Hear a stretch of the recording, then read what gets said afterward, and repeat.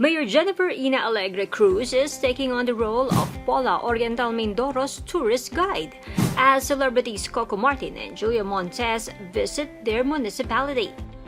Coco and Julia are in Pola with Direct Bing Lao for a 2-week lock-in shoot for their reunion movie.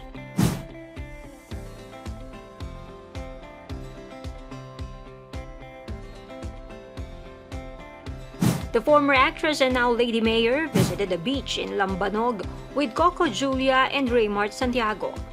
According to the Politico, the beach will make you fall in love.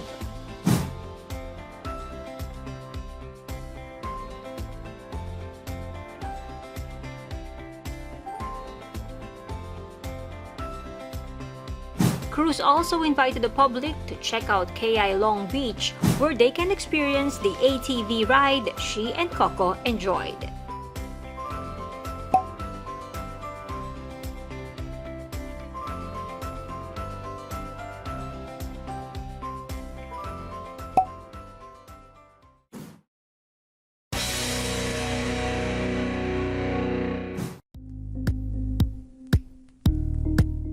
Thank you for watching Politico TV. Please like and subscribe to our channel for more videos.